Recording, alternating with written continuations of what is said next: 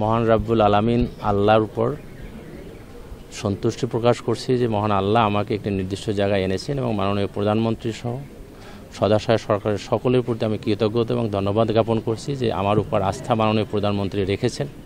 জননিরাপত্তা বিভাগ স্বরাষ্ট্র মন্ত্রণালয়ের মতো একটি বড় মন্ত্রণালয়ের দায়িত্ব দিয়েছেন, আমি যেন মাননীয় প্রধানমন্ত্রী সে আস্থা রেখে বা আস্থার প্রতিদান দিতে পারি। যেহেতু আমি এই মন্ত্রণালয়ে যুগ্ম সচিব এবং অতিরিক্ত সচিব হিসাবে প্রায় 4 বছরের অধিককাল কাজ করেছি, মাঝে 1.5 বছরের মতো আমি সচিব হিসাবে নির্বাচন কমিশন সচিবালয়ে কাজ করেছি। আপনারা দেখেছেন যে আমি আমার উপর অর্পিত দায়িত্ব পালনের ক্ষেত্রে আমার সর্বোচ্চটুকু দেওয়ার চেষ্টা করি, যার পরিপ্রেক্ষিতে মাননীয় নির্বাচন কমিশন যে একটি পরিচ্ছন্ন নির্বাচন উপহার দিতে পেরেছেন সেখানেও আমি তাদের সাথে কাজ করতে সক্ষম হয়েছি। এরই ধারাবাহিকতায় জননিরাপত্তা বিভাগের মূল কাজ হচ্ছে জনগণের নিরাপত্তা নিশ্চিত করা।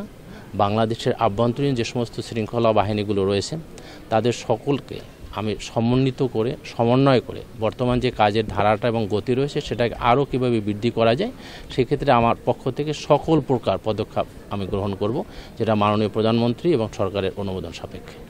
যে এটি মূলত আপনাকে বুঝতে হবে রাজনীতি একটি বিষয় এবং জনশৃঙ্খলা আরেকটি বিষয়। রাজনৈতিক দলগুলো তাদের রাজনৈতিক কর্মকাণ্ড শান্তিপূর্ণভাবে যে কোনো জায়গাতেই তারা প্রকাশ করতে পারবেন যথাযথ কর্তৃপক্ষের অনুমোদন সাপেক্ষে, কিন্তু সেই কর্মসূচি কর্মকাণ্ড যদি জনবিশৃঙ্খলার সৃষ্টি করে সেখানে বাংলাদেশের প্রচলিত আইন বিধি অনুযায়ী আমাদের নিয়োজিত সকল বাহিনীগুলো কাজ করবে এবং এক্ষেত্রে সচিব হিসাবে আমি অবশ্যই চেষ্টা করব যাতে জনগণের কোনো জানমালের ক্ষয়ক্ষতি না ঘটে, সেক্ষেত্রে বাহিনীগুলোকে যথাযথভাবে প্রয়োগ করে আইনের মাধ্যমে শান্তি শৃঙ্খলা বজায় রাখা।